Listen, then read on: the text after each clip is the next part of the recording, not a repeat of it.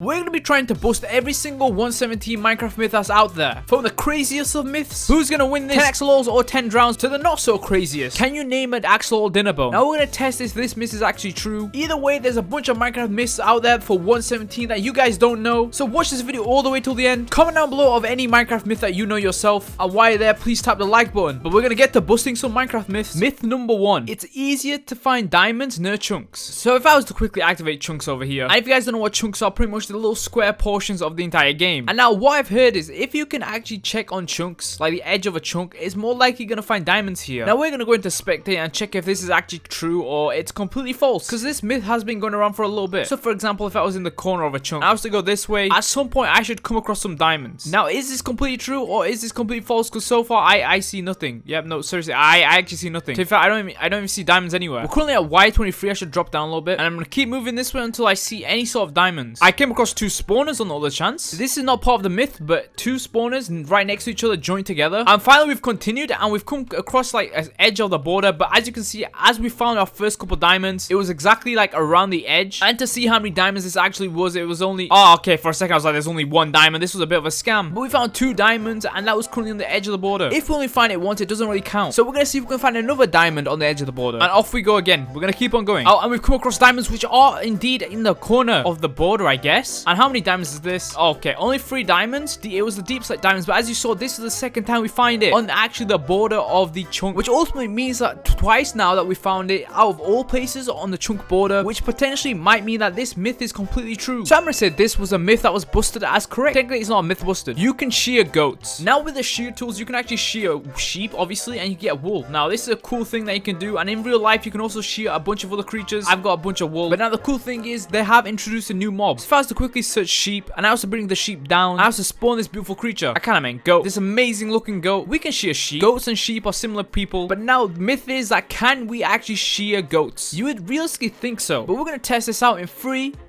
2, 1. Okay, wait. Well, I can't really shear goats, because if you don't know, you can actually milk goats, but you can't shear goats, which is kind of sad because I would have thought you could. So it turns out that this is actually a myth busted. You can't shear goats. Who would have actually thought? I guess we stick to shearing sheep then. Using slimes, you can create any portal. Now for this myth, we'll first of all need obsidian, we'll need slime, and we'll need a flint and steel. And essentially what this realistically means is I'm going to quickly make a portal, and this nether portal will be pretty cool. I'm going to light this up. Now what this myth essentially says is if I can actually place slime like this and put slime on this side, I can theoretically destroy this entire portal, and essentially it will make it so that it doesn't break, and I can create a diamond portal. I can create any sort of portal. Now we're gonna test if this myth is actually true, and if this myth is actually true, because this myth has been going around for a long time. So we're gonna test it in 3, 2, 1. Okay, wait. I don't think this was supposed to happen. Just in case, I'm gonna test it one more time. I'm gonna light up. I'm gonna place the slime like so. I'm gonna break it like so, and then yeah, I don't think this is supposed to happen. So this myth has been busted as just not working. So whoever's been spreading the rumor that this myth works, well, we've busted this myth, which is kind of sad because it seemed kind of cool. You can convert skeletons into snow skeletons. Now this one is rather interesting and only a 117 myth. Now what we need for this is powdered snow, and essentially what you want to do is you want to put the powdered snow here and you just put a skeleton on top. All right, maybe it wasn't supposed to work like this. I'm kind of sorry, dude. So essentially I put this powdered snow right here. I'm gonna lift this up for a second. I'm gonna place it here. I'm gonna put the skeleton down, and as I put the skeleton down, I'm gonna break it, and essentially you should fall down there. And if I'm not mistaken, this myth may potentially not work, but we're still gonna test it. So I'm gonna make a few more. I just guess I'd throw another one down. This guy's shivering. Why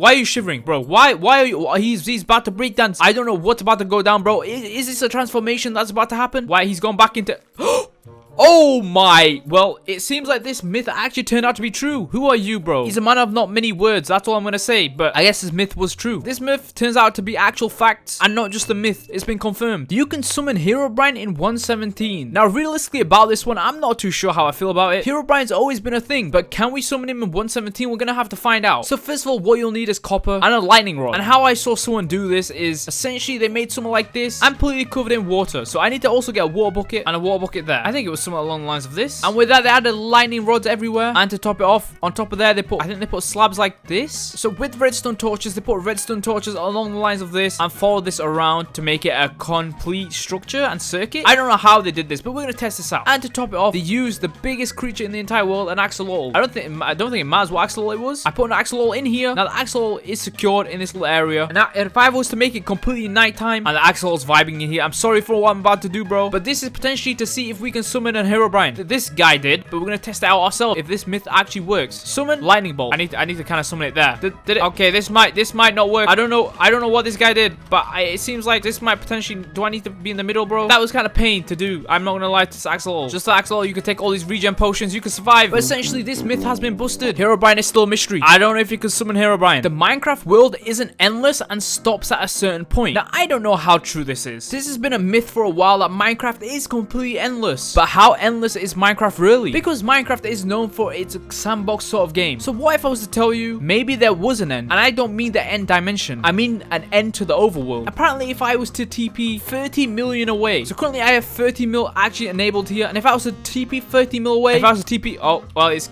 oh, I see. So we've TP'd, we TP'd 2999999. And as we TP 299, this was officially the world border. This was actually the world border for Minecraft. Oh, and we can't get to the other side. And as you guys know, this is normal survival. I didn't set this world border. And you really can't do anything. There's a border, and if you do go past the border anyway, there's actually a physical wall that stops you from going to 30 mil. This has kind of destroyed all my hopes and dreams that Minecraft was an open world, because there's actually a border. So Minecraft's not completely endless. There isn't a way to go past here. You can't do anything. So this myth has been confirmed. The Minecraft world is not completely endless. Although 30 million is kind of endless. Who's gonna run that many blocks? Axolotls are stronger than guardians and drowns. So for this, we'll need an axolotl, and we'll need a drowned, and also a guardian. So if I was to put one axolotl down and one drowned down, they're having a fight. Who's gonna win? An axolotl or a drowned? We're gonna find out in this episode of There's No Way. Moving on, we have a guardian versus a drowned. Who's gonna win in this one? We have a guardian. Has he been paralyzed? He's playing dead. Smart choice. Okay, well, this is an epic battle of the momentum of the people, and come on, play dead. If you need to regen and play dead, he's getting his regen. So whenever the axolotls do, no. Okay, this is actually an epic battle, low key. If an axolotl couldn't actually be a guardian, we're gonna see right now if this is actually a myth that works out. If they beat him in a 1v1 or team battle, do you guys know about this? I think the axolotl is gonna beat the guardian, but it can't be a drowned, interestingly enough. There we go, and it's beating a guard. Okay, but why can't you beat a drowned? An axolotl versus a guardian, the axolotl will win, but an axolotl versus a drowned, the drowned actually wins, which is kind of sad. I thought the axolotls were stronger, so I guess this myth has been busted. Axolotls are not the strongest creatures, which moves us on to what if we were to spawn 10 drowned? Who's gonna win this? 10 axolotls or 10 drowns? We're gonna see right now. I mean, potentially, I think at this point the 10 drowns are gonna win. I'm not even. Yeah. Oh, he's playing dead though. He's smart.